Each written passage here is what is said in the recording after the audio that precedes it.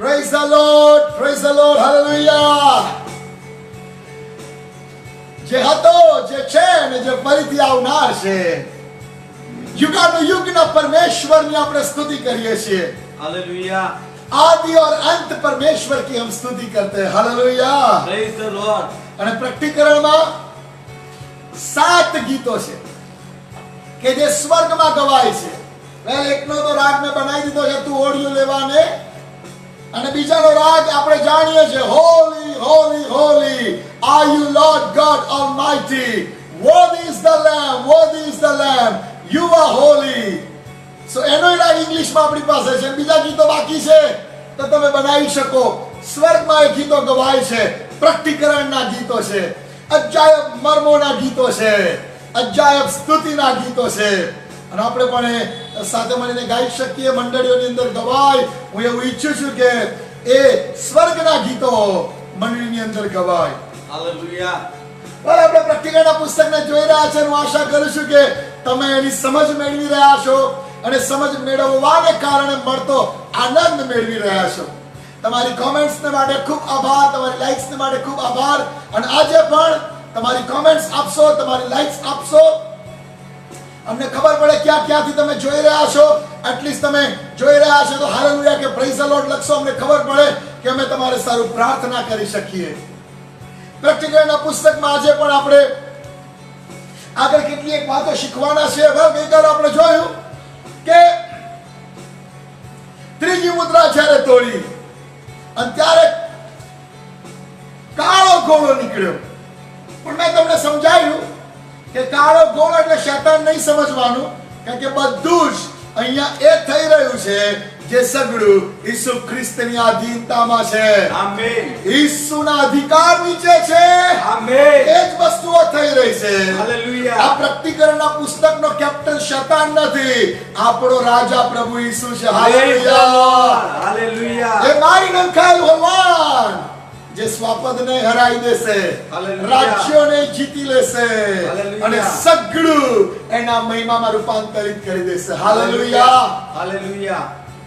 વેલ એ કાળો ઘોડો આપણે જોયો, એના હાથમાં ત્રાજવું હતું, એ આપણે જોયું. અને ત્રાજવું ઈસુના હાથમાં છે એ પણ આપણે વચનોમાંથી સાબિત કરીને જોયું. અને ત્યાં એક જાણે કે લખાણ છે, એક સૂત્ર જેવું લખાણ છે જે પ્રાણીઓ બોલે છે કે અડધે શેર ઘઉં ને અડધે 3 શેર જવ, પણ તેલ તથા દ્રાક્ષરસનો તું બગાડ ન કર. અને આપણે જોયું કે કેવી રીતે આપણે એ તેલ છીએ, આપણે એ દ્રાક્ષરસ છીએ. અને તો સમય નથી, બાકી જકરિયાના 4થા અધ્યાયમાં એ જૈતુન વૃક્ષ છે, એમાંથી તેલ નીકળે છે. એ તેલ પુરાય છે અને બહુ અદ્ભુત એક પ્રોફેટિક ચિત્ર છે. એના પરથી પણ આપણે સમજી શકીએ. તમે સમય મળે તો વાંચી શકો. પણ હજુ આ મુદ્રાઓ તોડતા જે થઈ રહ્યું છે એને હું થોડુંક સમજાવવા માંગુ છું. જ્યારે મેં તમને કહ્યું કે ગમે તેવા અનર્થ આવે, ગમે તેવા દુકાળની વાત હોય, ગમે તેવી આગ પડવાની વાત હોય, ગમે તેવી નાશની વાત હોય, બટ દેવના લોકો યાદ રાખે આપણા માટે તો ન્યાયપણાનો સૂરજ ઉગ્યો છે. હાલેલુયા. Praise the Lord. એ કોઈ મુશ્કેલીઓ, એ કોઈ આપત્તિઓ એ દેવના પસંદ કરાયેલા લોક માટે નથી. જેમના પર પવિત્ર આત્માની મુદ્રા મારેલી છે એમના માટે આ સગળું નથી. હાલેલુયા. Hallelujah. અને એ વાતોને હું જરીક વધારે સ્પષ્ટ કરવા માંગુ છું કે જ્યારે હવે રણશિંગડા આવશે થોડીક વાર પછી, 8મા અધ્યાયની પહેલી કલમમાં. હવે આ રણશિંગડા જ્યારે આવે છે ત્યાંની એક વાત બહુ રસપ્રદ છે કે આ ભાગને સમજાવવા માટે આપણે રણશિંગડાને લઈ લઈએ. 9મા અધ્યાયમાં આવી જાઓ. ચાલો 9મા અધ્યાયમાં આવો. અને 1 થી તો 4 કલમ હું વાંચવા માંગુ છું. 9મા અધ્યાયમાં આવી આપણે કે જ્યાં રણશિંગડાની વાતો છે, અને આ પ્રમાણે લખ્યું છે, જ્યારે 5મા દૂતે વગાડ્યું ત્યારે મેં એક તારો આકાશમાંથી પૃથ્વી પર પડેલો જોયો. તેને ઊંડાણના ખાડાની કૂચી આપવામાં આવી. તેણે ઊંડાણના ખાડાને ઉઘાડ્યો એટલે તેમાંથી મોટી ભઠ્ઠીના ધુમાડા જેવો ધુમાડો હાલેલુયા. અને ખાડાના ધુમાડાથી સૂર્ય તથા વાતાવરણ અંધરાયા અને ધુમાડામાંથી તીડો નીકળીને પૃથ્વી પર આવ્યા અને પૃથ્વી પરના બિચ્છુઓના જેવી શક્તિ તેઓને આપવામાં આવી અને તેઓને એવું ફરમાવવામાં આવ્યું હતું કે પૃથ્વીના ઘાસને, કોઈ લીલોતરીને તથા કોઈ પણ ઝાડને ઉપદ્રવ ન કરો, પણ જે માણસના કપાળ પર દેવની મુદ્રા નથી તેઓને ઉપદ્રવ કરો. હવે જો આ પાંચમાએ જ્યારે રણશીંગડું વગાડ્યું, અદ્ભુત વસ્તુ છે, બાઇબલની અંદર બહુ પ્રબોધનું ચિત્ર છે આ રણશીંગડું. અને લખ્યું છે કે પાંચમા દૂતે જ્યારે એ રણશીંગડું વગાડ્યું ત્યારે એને ઊંડાણની કૂચીઓ આપવામાં આવેલી.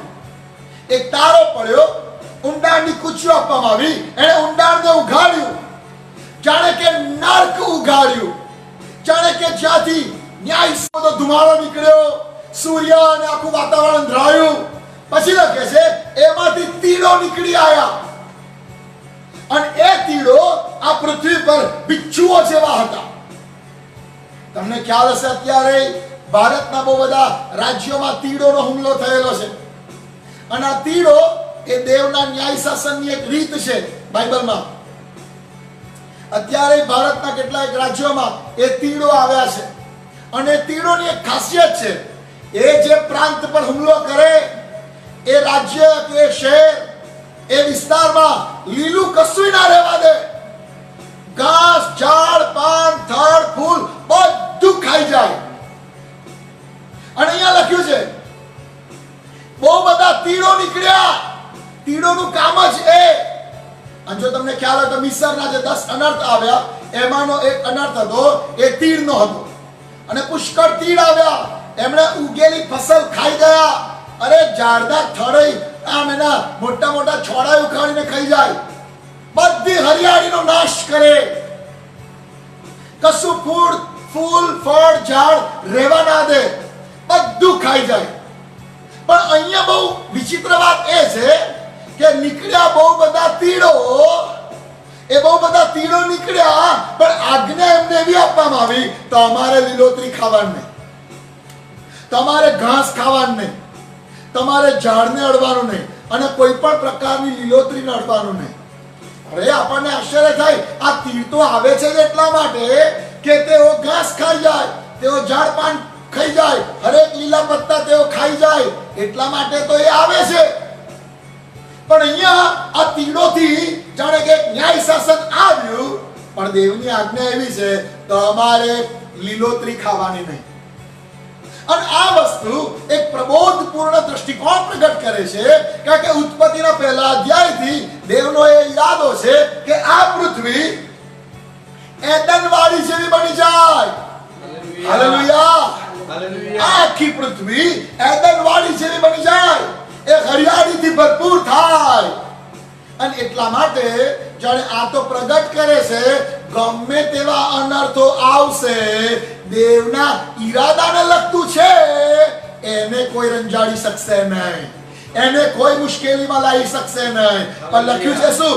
જેના પર, આ એક ઇમ્પોર્ટન્ટ કલમ સાંભળો ધ્યાનથી, 4થી કલમ. અને તેઓને એવું કરવામાં આવ્યું કે પૃથ્વીના ઘાસને, કોઈ લીલોતરીને તથા કોઈ પણ ઝાડને ઉપદ્રવ ન કરો, પણ જે માણસોના કપાળ પર દેવની મુદ્રા નથી તેઓને ઉપદ્રવ કરો. જે માણસોના કપાળ પર દેવની મુદ્રા નથી એમને મુશ્કેલીમાં મૂકો, એમને સજા કરો, એમને શિક્ષા થાય, એમના પર શ્રાપ આવે, એમનો ન્યાય થાય. સો એક વસ્તુ યાદ રાખો કે આ બધું જ ન્યાય શાસન થશે 5મા અધ્યાયમાં, 9મા અધ્યાયમાં 5મું રણશીંગડું વગાડવામાં આવશે. બટ રિમેમ્બર, દેવના બાળકો માટે અને દેવના ઈરાદાનું જે સગડું છે, પૃથ્વીનો જે ભાગ હરિયાળી, એને કોઈ ઉપદ્રવ કરી શકશે નહીં. આ બધા ન્યાય એ બચાવનું કાર્ય છે. અને આ કપાળ પરની મુદ્રા હું તમને સમજાવું. હવે એ પહેલા આપણે બીજું એક ચિત્ર પણ જોઈ લઈએ. ચાલો, 16મા અધ્યાયમાં પેલા પ્યાલાઓ રેડે છે, બરોબર? 16મા અધ્યાયમાં 7 પ્યાલાઓ છે. ચાલો એમાંનો એક જ પ્યાલો જોઈએ. 16મા અધ્યાયમાં આવો. 16મો અધ્યાય એની બીજી કલમ આવું કહે છે. 16મા અધ્યાયની બીજી કલમ. ત્યારે પહેલા દૂતે જઈને પોતાનું પ્યાલું પૃથ્વી પર રેડી દીધું. એટલે જે માણસો પર શ્વાપદની છાપ હતી ને જેઓ તેની મૂર્તિને પૂજતા હતા તેઓને ત્રાસદાયક તથા પીડાકારક દારૂ થયું. હવે લખ્યું છે જ્યારે પહેલું જ પ્યાલું રેડી દેવામાં આવ્યું ત્યારે જે માણસોના કપાળ પર શ્વાપદની છાપ પીડાકારક બીમારીઓ આવી. દારૂ થયું એક પ્રકારનો સ્કિન ડિસીઝ છે કે એમના શરીરોમાં એમની ચામડી પર આવી ત્રાસદાયક અને પીડાકારક બીમારીઓ આવી. પણ અહીંયા આપણે જોઈએ છે, આપણે જોયું 9મા અધ્યાયમાં કે 5મા દૂતે વગાડ્યું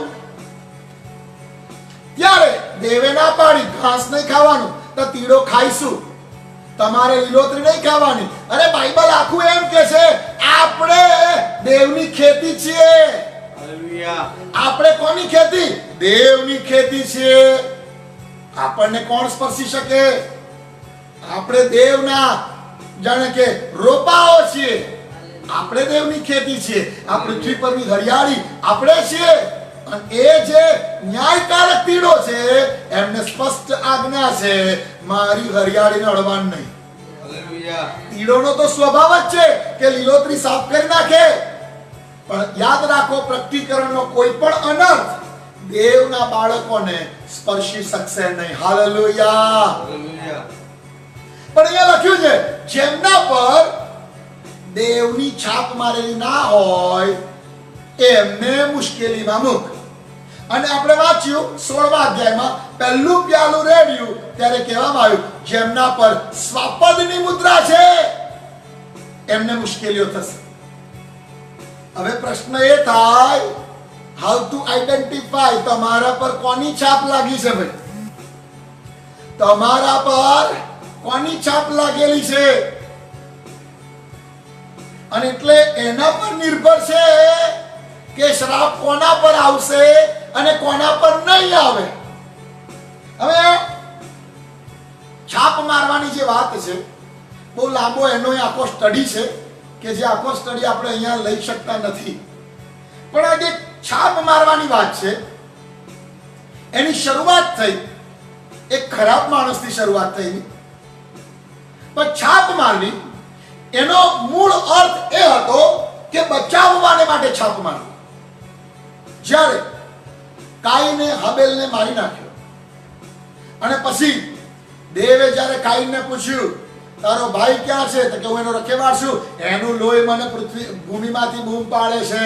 અને કાઈન સમજી ગયો કે બાપ રે મારું આવી બન્યું છે. અને દેવ એને જાણે કે કોઈ શિક્ષા કરે અને આ કાઈન પોકાર કર્યો એટલે પ્રભુ હવે હું પૃથ્વી પર આમ તેમ ભટકતો અને નાચતો ફરીશ અને જે કોઈ મને દેખશે તે મને મારી નાખશે. અને પ્રભુ કહે છે ઓકે, તને કોઈ નહીં મારી નાખે, લે હું તને છાપ મારી આપું છું. અને એવી એના જાણે શરીર પર છાપ મારી કે એને બધા જોઈ શકે અને ઓળખે કે આના પર દેવની છાપ છે, આને ના મારી નાખાય.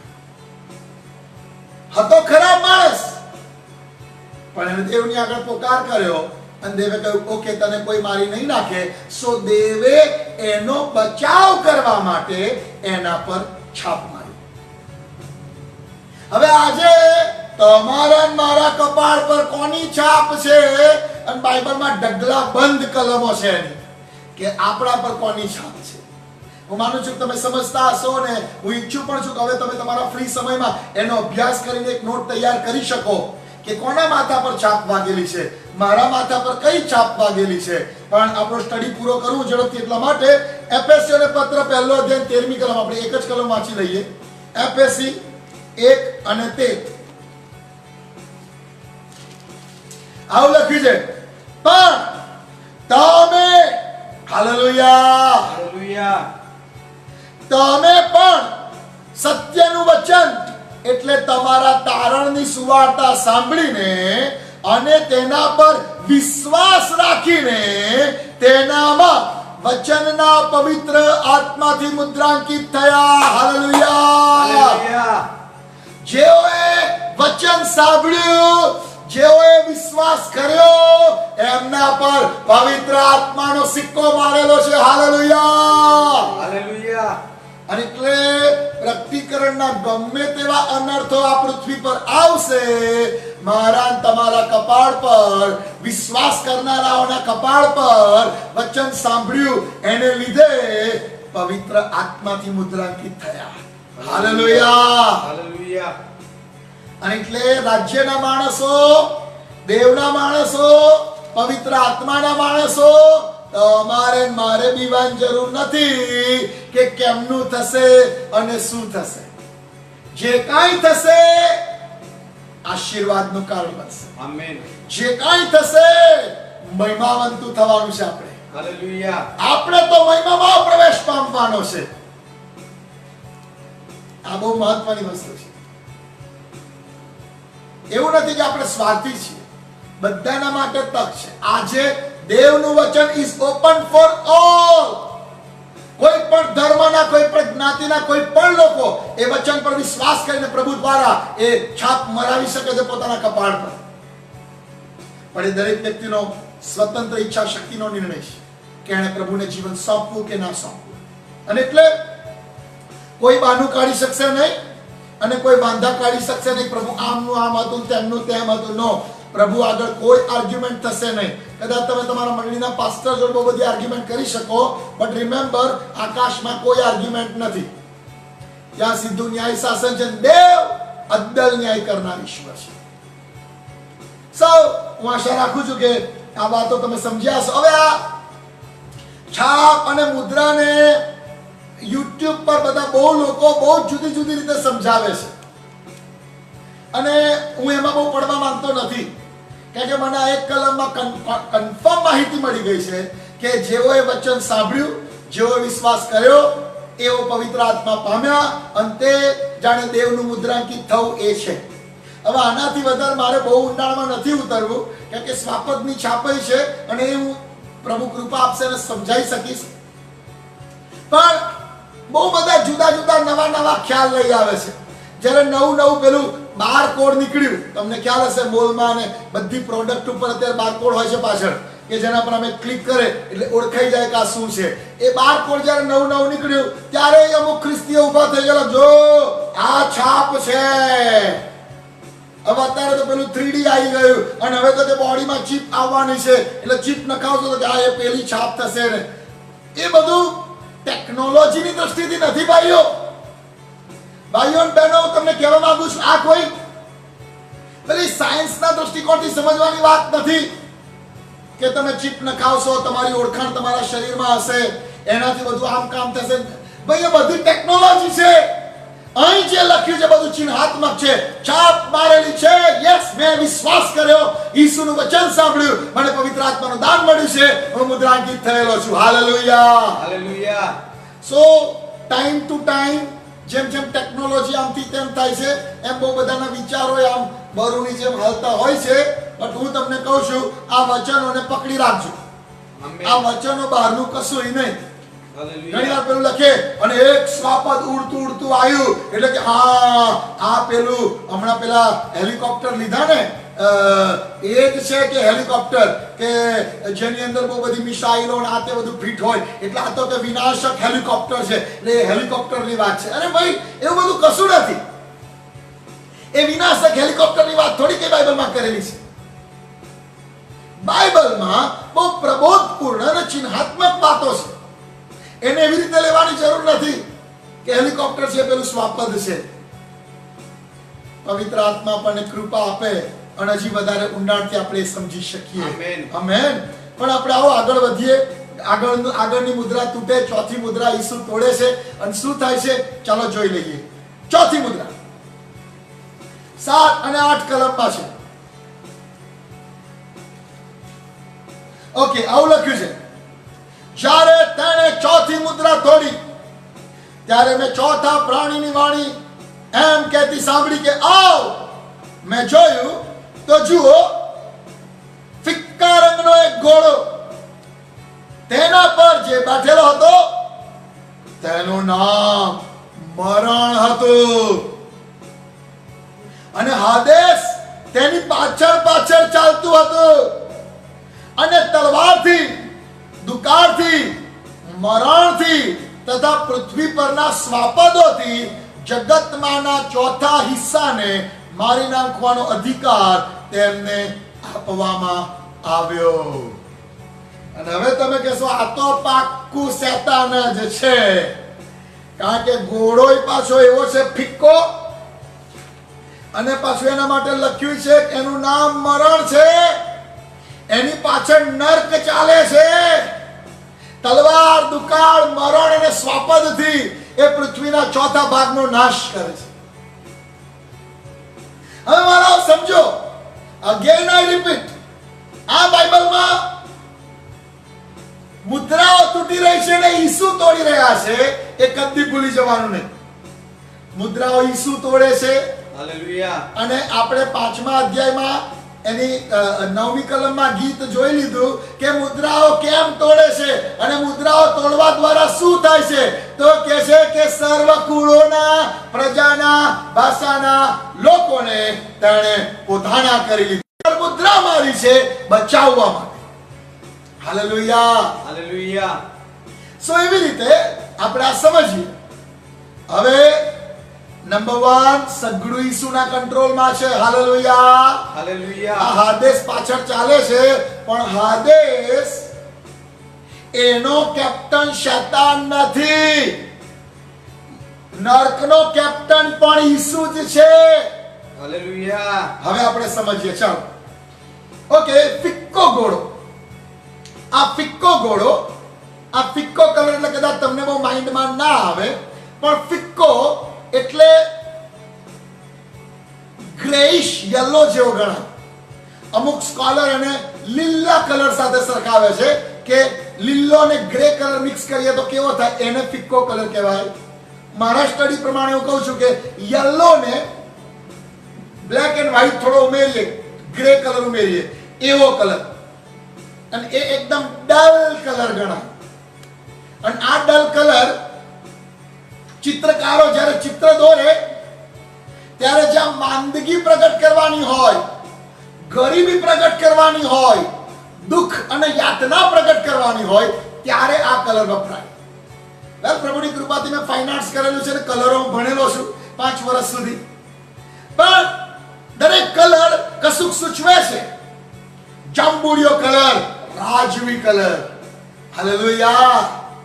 સો એવી રીતે અહીંયા ફિક્કો કલર છે, એ ગ્રેઇશ યલો જેવો થાય. અમુક સ્કોલર્સ એને લીલા જેવો કહે છે, ડલ લીલો કલર, અને એ પણ સાચો જ છે, કારણ કે એ ઇંગ્લિશમાં જે ઓલ્ડ પર્લ કલર લખેલો છે એ એવો ગ્રીનિશ થાય એવું શક્ય છે, એ અર્થઘટનમાં આવે છે. પણ આ જે ચિત્ર લખ્યું છે બહુ 100% સાચું છે કે એની પાછળ તલવાર, દુકાળ, મરણ આ બધું ચાલે છે, અને એ બધું પ્રગટ કરતો એ જ કલર છે. હવે આ વાતો આમ જોવા જાવ તો યરુશલેમના ઇતિહાસમાં 1970ની સાલમાં પૂરું થયેલું છે. સ્વાભાવિક રીતે આ જે ચોથા ઘોડાની વાત છે કે તલવાર, દુકાળ, મરણ આ બધું જ ઈસુ ખ્રિસ્તને પ્રભુ તરીકે નકારવાને લીધે યરુશલેમનું પતન થયું છે.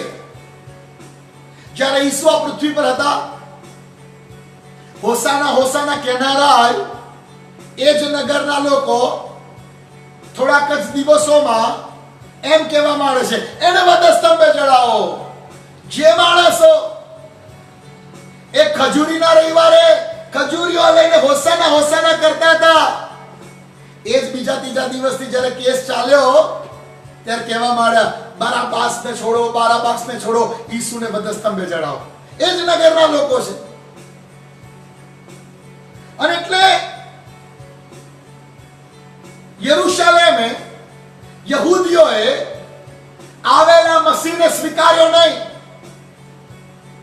અને જ્યારે એની પર બોર્ડ મારવામાં આવ્યું કે આ યહૂદીઓનો રાજા છે, ત્યારે યાજકો કૈસરને મળવા ગયા કે ભાઈ આવું બોર્ડ ના મારશો, આ કઈ અમારો રાજા નહીં, અમાર તો એક જ રાજા છે કૈસર. સો એમણે ઈસુને રાજા તરીકે નકારીને એમ કહેલું કૈસર અમારો રાજા છે. અને એટલા માટે ખરા અર્થમાં પણ યરુશલેમ ઉપર આ પ્રકારના અનર્થ ઈસવીસન 70 માં આવેલા છે. અને રોમનોએ આવીને યરુશલેમને સમૂળ નાશ કરી નાખ્યું, મંદિરને તોડી નાખ્યું, નગરને બાળી નાખ્યું. યરુશલેમનું બહુ બધી વાર પતન થયું છે. ઇતિહાસનો અભ્યાસ કરશો, અનેક વાર એને બાળી નાખવામાં આવ્યું છે, અનેક વાર એને ફરી બાંધવામાં આવ્યું છે, ફરી તોડવામાં આવ્યું, ફરી બાંધવામાં આવ્યું. સો અહીંયા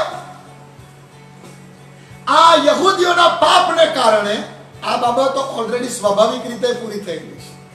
અને આ છે ગણનાના પુસ્તકથી, લેવીયના પુસ્તકથી દેવે કહેલું હતું. આપણે એકાદ કલમ વાંચી લઈએ. લેવીયનો 26મો અધ્યાય, લેવીયનો 26મો અધ્યાય.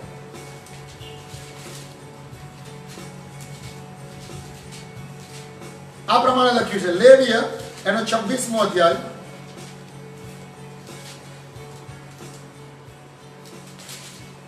ઓકે, હું વાંચું છું. એને જો 14મી કલમથી આગળ. પણ જો તમે મારું નહીં સાંભળો ને આ સર્વ આજ્ઞાઓ નહીં પાળો, અને જો તમે મારા વિધિઓને તુચ્છ કરો ને તમારા જીવ મારા ન્યાય કૃત્યોથી કંટાળી જાય, કે જેથી કરીને મારી સર્વ આજ્ઞાઓને નહીં પાળતા તમે મારો કરાર તોડો, તો હું પણ તમને આ પ્રમાણે કરીશ. હું તમારે સારું ભયજનક ઠરાવ કરીશ, એટલે ક્ષય તથા તાવ,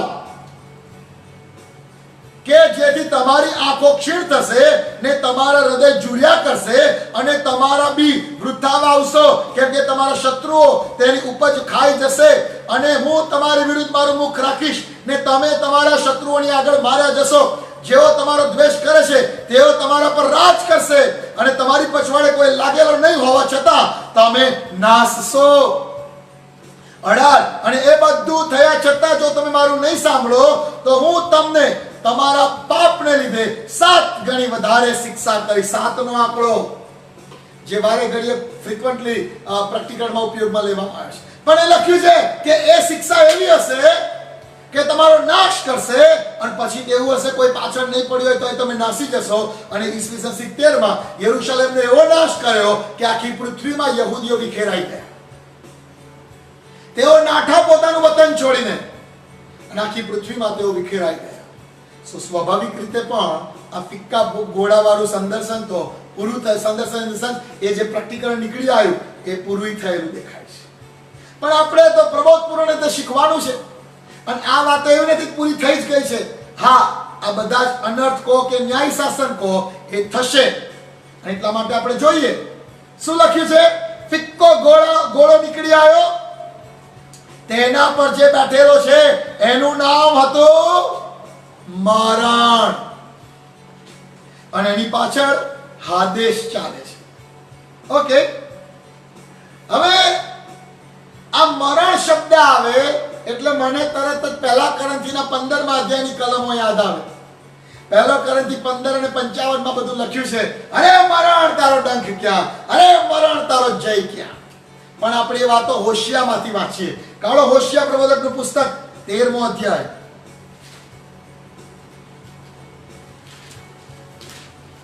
હોશિયા પ્રબોધકનું પુસ્તક એનો 13મો અધ્યાય. આ હોશિયા બહુ ગજબનો પ્રબોધક છે. હોશિયા 13મો અધ્યાય, અને હું એની વાંચું છું 14મી કલમ. હું મૂલ્ય આપીને તેઓને શેઓલના હાથમાંથી છોડાવી લઈશ. શેઓલ પાછળ આવે છે. આપણા માટે લખ્યું છે, હું મૂલ્ય આપીને તેઓને શેઓલના હાથમાંથી છોડાવી લઈશ. હું તેઓને મોતના પંજામાંથી છોડાવીશ. અરે મૃત્યુ, તારી પીડા ક્યાં છે? અરે શેઓલ, તારો વિનાશ ક્યાં છે? વિશ્વાસીઓ મરણને હસી કાઢે છે. હાલેલુયા. પહેલો કોરિન્થી 15:55 માં લખ્યું છે, અરે મરણ તારો ડંખ ક્યાં, અરે મરણ તારો જય ક્યાં? વિશ્વાસીનું મરણ. અરે વિશ્વાસીનું મરણ તો આપણે તો મરણને હસી કાઢીએ છીએ. અરે તું શું બીવડાવતું તું? તું આય તો ખરું, હું મહિમામાં પ્રવેશી જઈશ. Praise the Lord. અરે આપણને શું બીવડાવતું હતું? વિશ્વાસીઓ માટે મરણ તો અરે યસ મહિમામાં પ્રવેશવાનું દ્વાર છે. Hallelujah. મરણ આપણને બીવડાવી ના શકે. Praise the અરે Lord. જેઓ ઓલરેડી અનંત કાળનો વારસો પામી ચૂક્યા એમને આ સ્વાભાવિક મરણ શું બીવડાવે? Praise the Lord. અને એટલે આ ઘોડા પર ફિક્કા ઘોડા પર મરણ બેઠું છે, પણ યાદ રાખો મરણ ઉપર રાજ કરનાર આપણો પ્રભુ છે. Amen. મરણને જેણે જીતી લીધું છે એ આપણો પ્રભુ છે. હાલેલુયા. Hallelujah. સો આ જે ઘોડે સવાર નીકળ્યો છે, મરણ નીકળ્યું છે અંડર ધ ઓથોરિટી ઓફ હલવાન. Amen. એ હલવાનના અધિકાર નીચેથી મરણ નીકળી આવ્યું છે. એ જ્યારે બચાવનું કામ કરશે ત્યારે જેણે અજવાળું પસંદ કર્યું નથી તેઓ પર ન્યાય શાસન પણ આવશે. પણ યાદ રાખો મરણ પર ઈસુએ વિજય મેળવ્યો છે. હજુ આપણે વાંચીએ બીજો તિમોથી પહેલો અધ્યાય 10મી કલમ. બીજો તિમોથી એનો પહેલો અધ્યાય અને 10મી કલમ.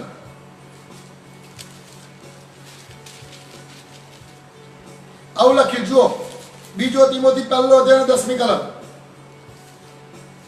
પણ આપણા તારનાર ખ્રિસ્ત ઈસુના પ્રગટ થયાથી તે હમણાં પ્રસિદ્ધ થયેલી છે. તેણે મરણને નાબૂદ કર્યું. Hallelujah. હાલેલુયા. સો રિમેમ્બર ઈસુનું આગમન એ મરણને નાબૂદ કરે છે. Hallelujah. ઈસુએ આવીને મરણનો કંટ્રોલ લઈ લીધો છે. અને હવે મરણ કંઈ પણ કરવા માંગે under the authority of Jesus Christ. Hallelujah. માત્ર ને માત્ર ઈસુના અધિપત્ય હેઠળ રહીને આ મરણ કામ કરી શકે છે. ઈસુની ઈચ્છા બહાર આ મરણ કામ કરી શકતું નથી. બાઇબલ એમ પણ કહે છે જીવન તથા મરણ દેવના ખત્યારમાં છે. આપણા માટે આપણી જીભના ખત્યારમાં છે. પણ he holds the future. ભવિષ્ય દેવના હાથમાં છે. મરણ તથા જીવન આપવાની સત્તા દેવના હાથમાં છે. હજુ એકાદ કલમ વાંચીએ આપણે. જુઓ યશાયા 25 અને 8. યશાયા પ્રબોધકનું પુસ્તક એનો 25મો અધ્યાય 8મી કલમ. આ પ્રમાણે લખ્યું છે, તેણે સદાને માટે મરણ રદ કર્યું છે. હાલેલુયા. Hallelujah. જેઓ તેના નામથી ઓળખાય છે, જેઓએ તેના વચન પર વિશ્વાસ કર્યો છે, જેઓ એના પવિત્ર આત્માથી મુદ્રાંકિત થયા છે, તેઓને માટે લખ્યું છે કે તેણે સદાને માટે મરણ રદ કર્યું છે અને પ્રભુ યહોવા સર્વના મુખ પરથી આંસુ લૂછી નાખશે અને આખી પૃથ્વી પરથી તે પોતાના લોકનું મેણું દૂર કરશે, કેમ કે યહોવાનું વચન એવું છે. Hallelujah. હાલેલુયા. Hallelujah. અરે આપણો પ્રભુ એ મારી નંખાયેલું હલવાન યહૂદાના કુળમાંનો સિંહ, એણે મરણને હરાવ્યું છે. એણે મરણને નાબૂદ કર્યું છે. એટલે મરણની કોઈ ગમે એટલી વાતો કરે, ઓ ભાઈ અમે બીમાર નથી. કેમ? અમારા કેપ્ટને, અમારા પ્રભુએ, અમારા રાજાએ મરણને હરાવી દીધું છે. Hallelujah. હવે મરણ વર્ક કરશે અંડર હિઝ ઓથોરિટી. હાલેલુયા. છેલ્લી એક કલમ એની અંદર વાંચી લઈએ. હિબ્રુ અને પત્ર બીજો અધ્યાય અને 14મી કલમ. હિબ્રુ 2 અને 14. આમ લખ્યું છે, હિબ્રુ 2 અને 14. તો છોકરા માંસ તથા લોહીના બનેલા હોય છે, માટે તે પણ એટલે ઈસુ પણ તે જ રીતે તેઓનો ભાગીદાર થયો કે જેથી તે પોતે મરણ પામીને મરણ પર સત્તા ધરાવનારનો એટલે શૈતાનનો નાશ કરે. હાલેલુયા. Hallelujah. આ ક્રોસ પર ઈસુનો નાશ નથી થયો, શૈતાનનો થયો છે. પોતે મરણ પામીને મરણને હરાવી દીધું. Hallelujah. મરણ પર સત્તા ધરાવનારને હરાવી દીધો. Praise the Lord. Hallelujah. Hallelujah. અરે આ તો બહુ ગજબનું પ્રકટીકરણ છે. માણસો ગુડ ફ્રાઈડે ના દિવસે સફેદ કપડાં પહેરીને રડે છે અને દુઃખ ભોગવે છે. અરે આ તો એમ કે છે ઈસુનો નાશ નથી થયો ક્રોસ પર, એણે તો મરણને હરાવ્યું. એણે તો મરણ પર સત્તા ધરાવનાર શૈતાનને હરાવી દીધો છે. Hallelujah, hallelujah. Rejoice in the Lord always. Amen. પ્રભુમાં સદા આનંદ કરો. આમેન. આપણો રાજા વિજયી થયો છે. હાલેલુયા. આપણા રાજાએ મરણને હરાવી દીધું છે. હાલેલુયા. અને એટલે હવે જે આ ન્યાય થવાનો છે એ ન્યાય સ્વાભાવિક રીતે યહૂદીઓમાં થઈ ગયો છે. અને પાછલા સમયમાં જો થશે તો એક વસ્તુ યાદ રાખો, મિસ્રમાં મરણનો દૂત આયેલો ક્યાં નહોતો આવ્યો. અને જો તમે સમજી શકો તો મિસ્રમાંથી નીકળીને કનાનના આશીર્વાદોમાં પ્રવેશ પામવું એ આખી ઘટના એક વ્યક્તિના જૂના જીવનમાંથી, પાપના જીવનમાંથી, અંધકારના રાજ્યમાંથી બહાર નીકળી અને ખ્રિસ્તના રાજ્યમાં સંપૂર્ણતા સુધી સ્થાપન થવાના આખી સફરને રજૂ કરે છે. હાલેલુયા. જો તમે અભ્યાસ કરો તો બહુ મજા આવી જાય. ખ્રિસ્તી જીવન, ખરું ખ્રિસ્તી જીવન શું છે? તો કે ઓ પેલા અંધકારના રાજ્યમાંથી નીકળીને દેવના રાજ્યમાં સ્થાપન થવા માટે કોલોસી 1 અને 13. અને ઇસ્રાએલ પ્રજા 400 વર્ષથી ગુલામીમાં હતી.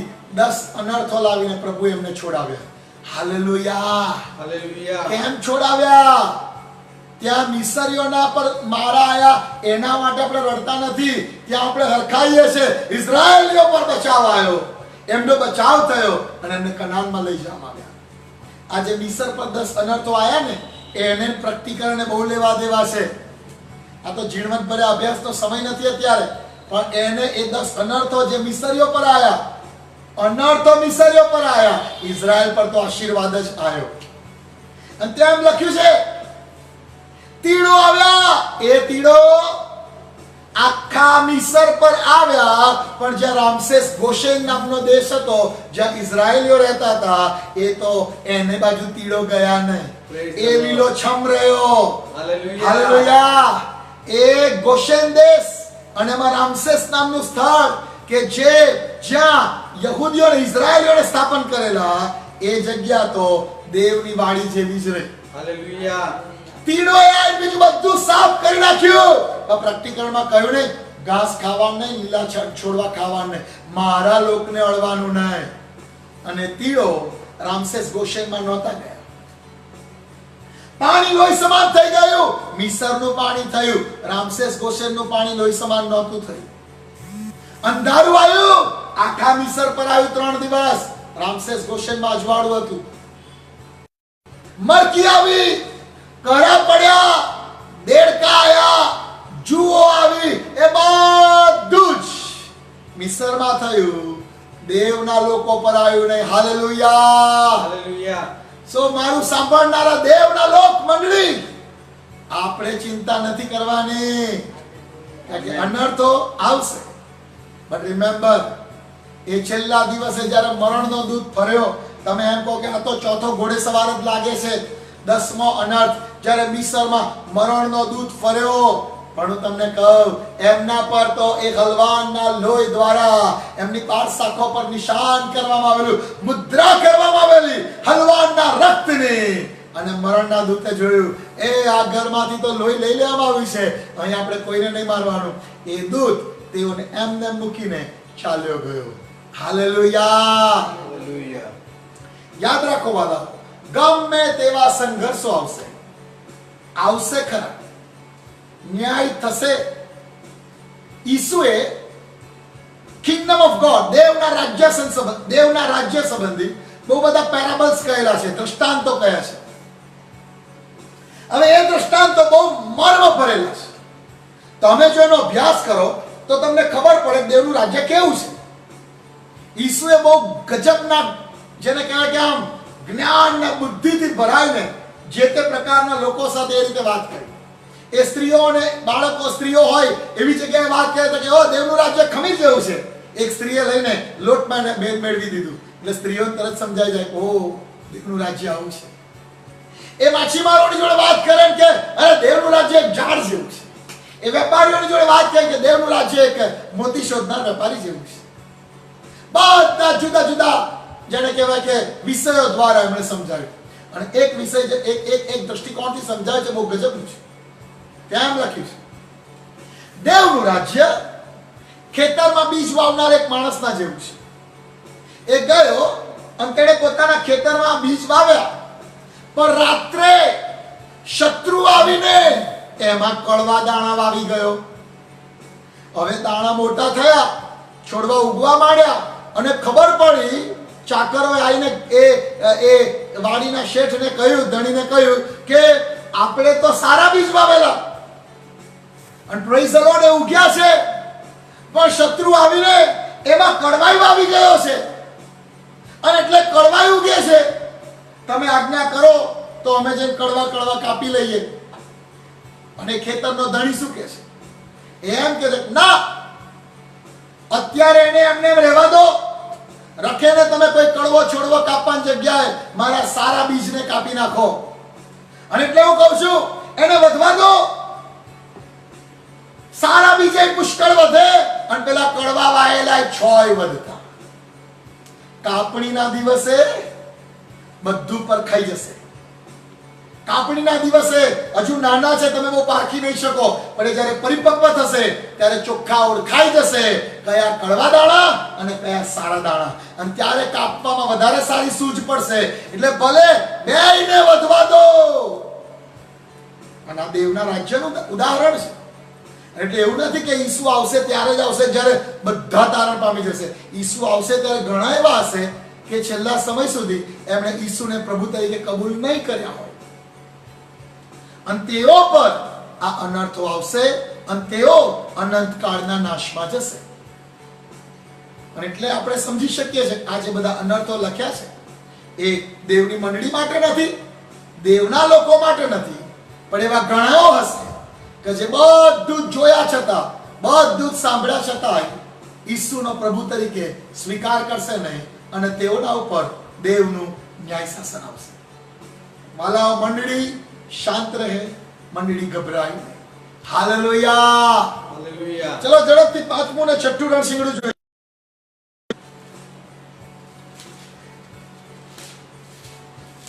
આવી જાઓ છઠ્ઠા અધ્યાયમાં 9મી કલમથી. જો આપણે વાંચીએ 9મી કલમથી આગળ. હવે ઘોડાઓ બહાર નથી આવતા, હા, 4 આવી ગયા. પ્રાણીઓ 4 હતા, એટલે 4 એક પછી આયા, આવ કહ્યું, અને 4 ઘોડે સવારો આયા. એનો મતલબ આપણે સમજ્યા છે 9મી કલમથી.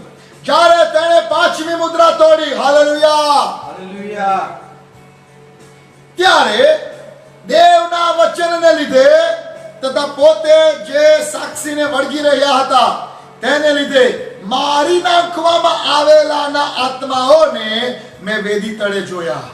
Hallelujah, hallelujah. પછી શું લખ્યું છે? તેઓએ મોટે સાદે પોકારીને કહ્યું કે હે સ્વામી, પવિત્ર તથા સત્ય, ઇન્સાફ કરવાનું તથા પૃથ્વી પરના રહેનારાઓની પાસેથી અમારા રક્તનો બદલો લેવાનું તું ક્યાં સુધી મુલતવી રાખીશ? પછી તેઓમાંના દરેકને શ્વેત જબ્બા આપવામાં આવ્યા, અને તેઓને એમ કહેવામાં આવ્યું કે તમારા સાથી સેવકો તથા તમારા ભાઈઓ જેઓ તમારી પેઠે માર્યા જવાના છે તેઓની સંખ્યા પૂરી ન થાય ત્યાં સુધી હજુ થોડી વાર તમે વિસામો લો. બહુ સિમ્પલ સમજાય એવું છે. 5મા દૂતે જ્યારે વગાડ્યું ત્યારે જે શહીદો ત્યાં છે એ શહીદોએ જાણે પ્રભુને કહ્યું, પ્રભુ આટલું બધું લોહી વહેવડાવવામાં આવ્યું, હવે તો ન્યાય શાસન આવી જવું જોઈએ. અને પ્રભુ કહે છે કે હજુ ઉભા રહો, હજી બહુ બધા બાકી છે જેમને શહીદ થવાનું છે. એમની સંખ્યા પૂરી થાય ને ત્યારે હું એ પ્રમાણે કરીશ. હવે આ પ્રબોધપૂર્ણ છે. અને પેલું કોઈ આંકડા સાથે સરખાવશો નહીં કે આટલા આટલા આટલા થઈ જશે, એક્ઝેક્ટ 1,44,000 થશે, આવશે આગળ 1,44,000. પણ આને એ પ્રબોધપૂર્ણ રીતે સમજવાની જરૂર છે. પણ એક વસ્તુ ચોક્કસ છે, આ પૃથ્વી પર જેઓએ પ્રભુને સારું લોહી વવડાવ્યું છે, પ્રભુ એ લોહીનો બદલો લેનાર છે. હવે વિશ્વાસી તરીકે આપણો દ્રષ્ટિકોણ સમજો. બહુ બધા સેવકો આ જગ્યાએ થાપ ખાઈ જાય છે. મને બેસતું આવતું નથી જ્યારે કોઈ સેવક આવું બોલે છે. હા, એ સાચું છે કે ઘણી વખત સેવકોનું અપમાન કરવામાં આવે, સેવકોને મિસટ્રીટ કરવામાં આવે, સેવકોની સાથે છેતરપિંડી કરવામાં આવે, અને ત્યારે એવા માણસો પર દેવનું ન્યાય શાસન આવે છે. પણ મેં જ્યારે સેવકોને અભિમાન કરીને આનંદ માણતા જોયા છે એવી બાબતોમાં, ત્યારે મને બહુ દુઃખ થયું છે. દાખલો આપો, એક સેવકે આવું કહ્યું, ફેસબુક પર લખ્યું. તકલીફ પાછી એ કે ફેસબુક પર ઓપન ફોર ઓલ, ફેસબુક પર એવું લખ્યું. મને એક પ્રોગ્રામમાં બોલાવવામાં આવેલો હતો અને હું ત્યાં ગયો, પણ એમણે મારું બરોબર માન સન્માન કર્યું નહીં. ખાલી મારા વિશે બે શબ્દો બોલ્યા, મારી પત્ની વિશે બોલ્યા નહીં. અને એટલે મને બહુ ગુસ્સો આવ્યો અને એટલે હું એ પ્રોગ્રામ અડધો છોડીને ચાલ્યો આવ્યો. નથી ખાવું મારે તમારું એમ કહીને ચાલ્યો આવ્યો. મને બહુ અપમાનજનક લાગ્યું અને મને ખબર પડી અઠવાડિયા પછી એ પ્રોગ્રામના આયોજકને એક્સિડન્ટ થયો છે. પ્રભુ એના સેવકના અપમાનનો બદલો લે છે. અને સાચું કહું, મેં જ્યારે ફેસબુક પર વાંચ્યું ત્યારે મને એમ થયું કે અરે સેવક, તને અફસોસ ને હાય હાય. આપણે ઈસુના શિષ્યો છીએ. આમેન. જે ઈસુએ ક્રોસ પર મરતા મરતા એમ કહ્યું, ઓ પાપ, તેઓને તું માફ કર, કેમ કે તેઓ શું કરે છે તે તેઓ જાણતા નથી. આ અભિમાન કરવાની વાત નથી. અરે મને આવું બોલી ગયેલો છે ને, જોજો પ્રભુ એની કેવી ભલે કરે, જોજો પ્રભુ એને કેવી શિક્ષા કરે. પાઉલ કહે છે, આશીર્વાદ જ આપો અને શ્રાપ ન આપો. આમેન. આપણી જીભ જે આરાધના કરે છે એ જીભ શ્રાપ ના આપે.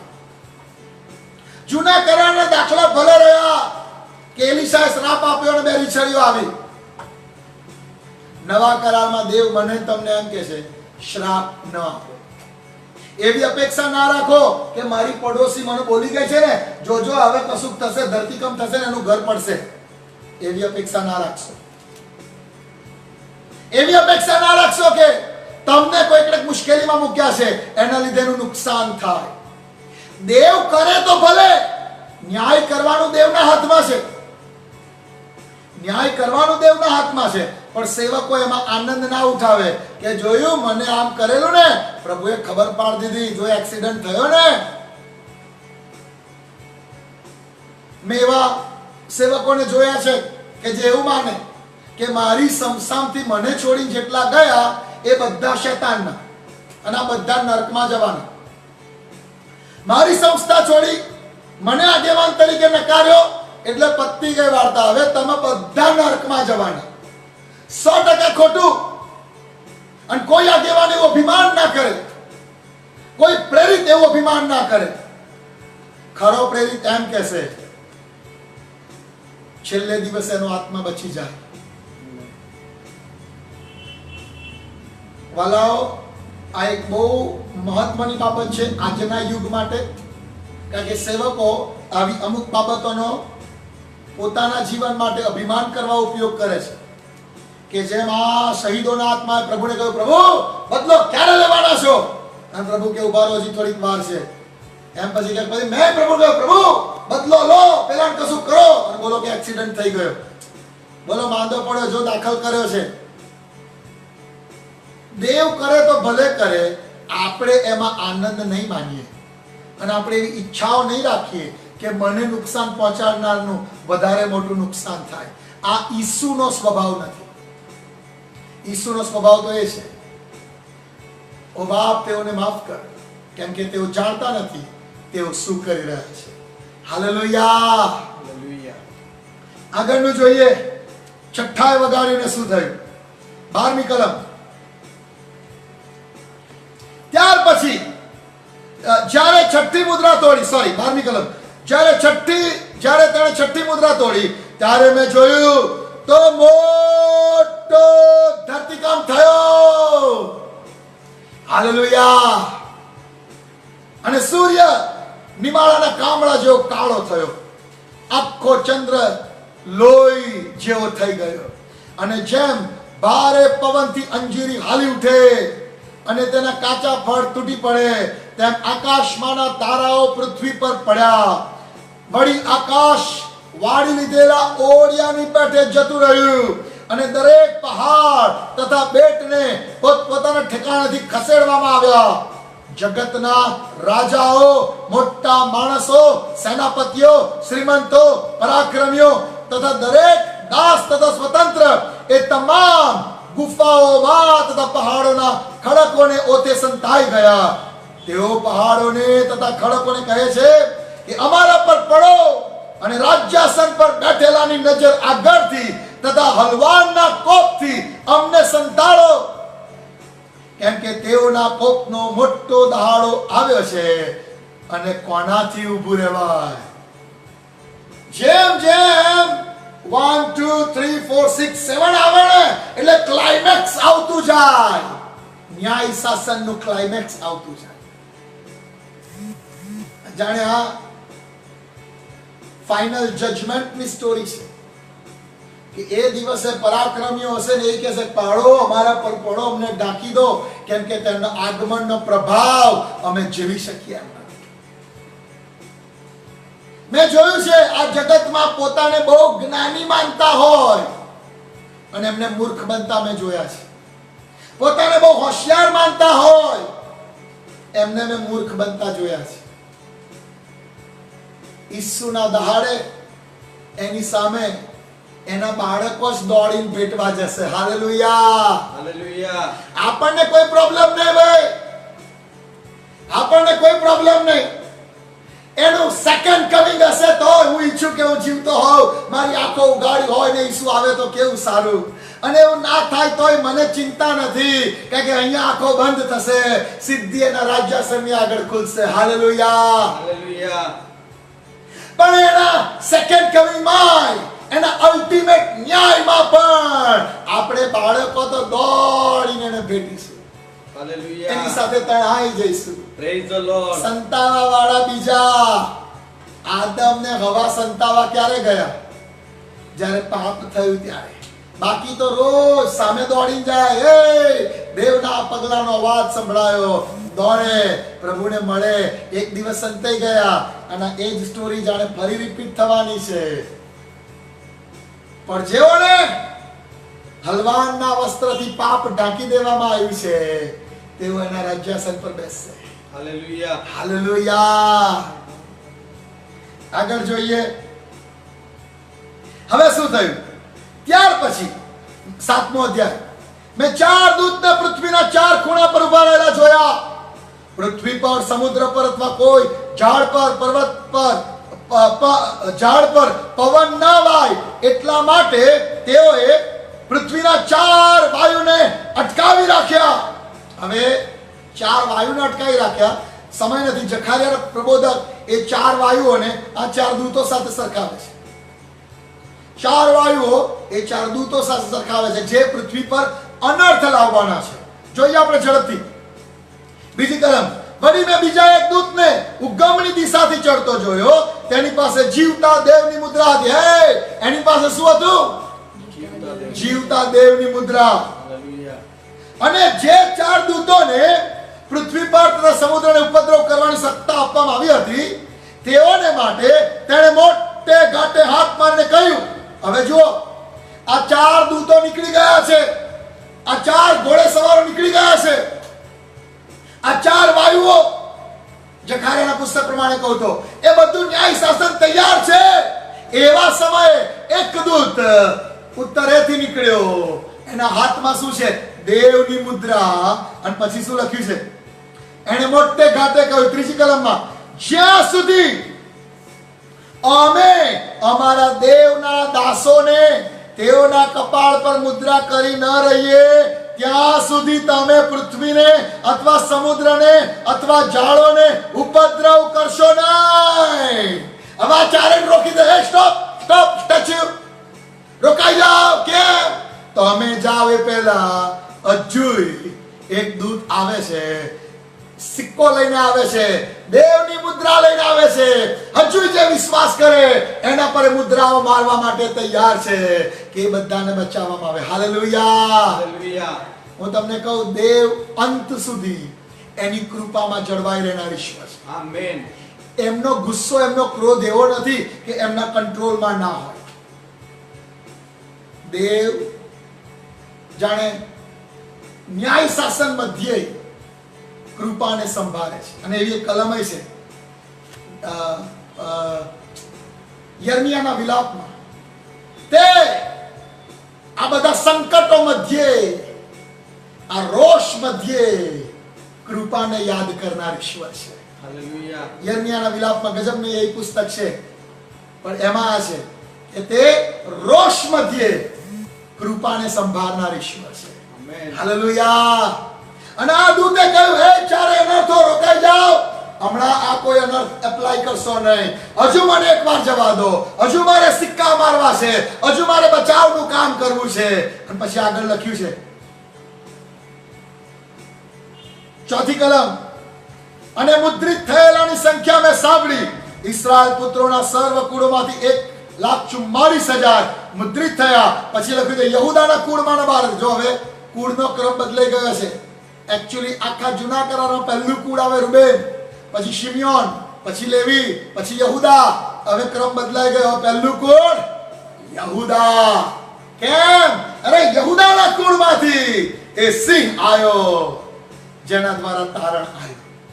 યહૂદા. પછી બધા 12 કુળ છે, એમના દ્વારા 12,000, દરેકના 1,000 ગણીને. હવે અહીંયા લખ્યું છું કે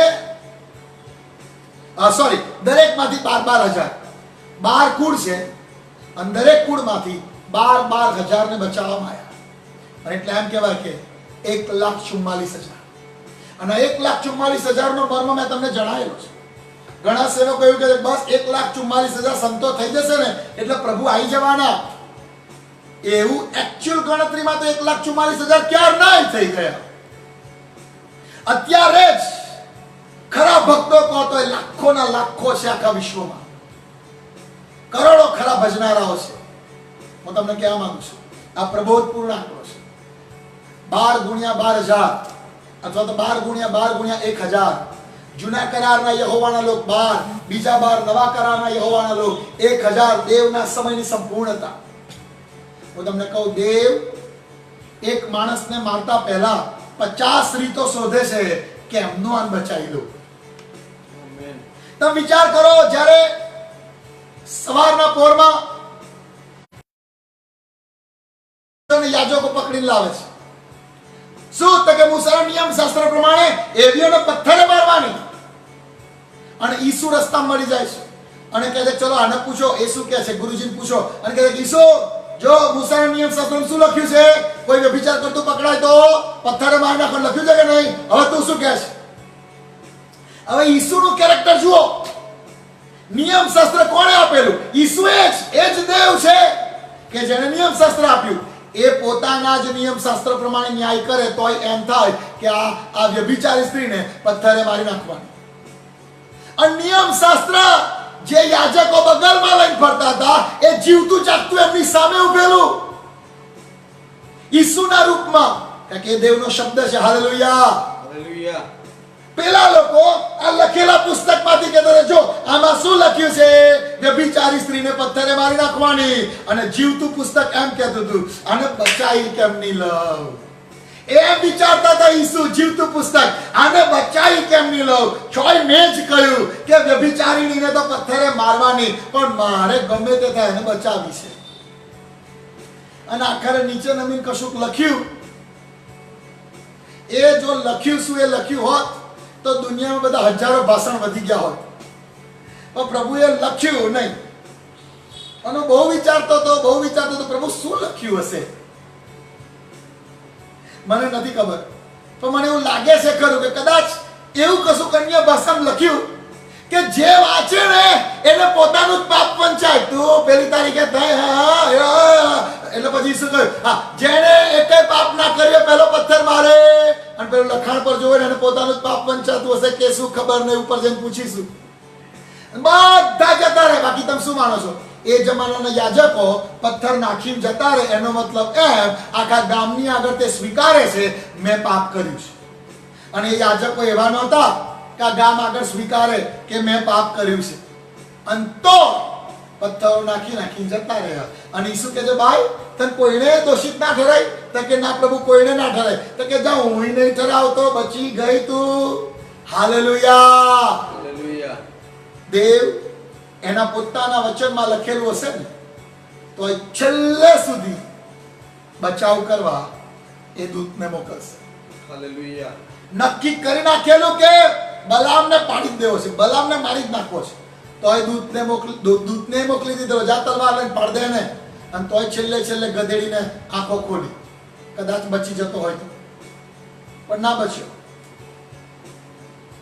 નિનવે માટે નાશ નક્કી જ હતો, અને તોય પ્રભુ કે ના, પણ એમને નાશ નહીં કરવો, પ્રબોધકને મોકલવા દે, કદાચ વળી પસ્તાવો કરી લે તો બચી જાય. હાલેલુયા. હાલેલુયા. અને યર્મિયાના 16 અધ્યાયમાં લખ્યું છે કે જ્યારે કોઈ પ્રજા દુષ્ટ થાય ને પાપ કરે ને યહોવા એની વિરુદ્ધ પ્રબોધ પોકારે કે હું તારો નાશ કરીશ, પણ જો તે પસ્તાવો કરે, ટાટ ઓળીને રાખમાં બેસે ને પોતાના પાપોથી પાછા ફરે, તો દેવ પણ પોતાનું ન્યાય શાસન પાછું ખેંચી લે છે. હાલેલુયા. હાલેલુયા. આપણો દેવ બહુ કૃપાળુ ઈશ્વર છે. એને મારી નાખવા કરતા જીવન આપવામાં વધારે રસ છે.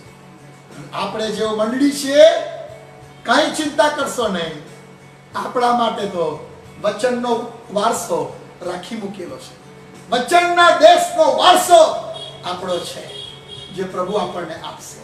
હાલેલુયા. હાલેલુયા. પ્રભુની શાંતિ ને પ્રભુની કૃપા અને પ્રભુનો આશીર્વાદ આપ સર્વની સાથે બનેલો રહે. God bless you all.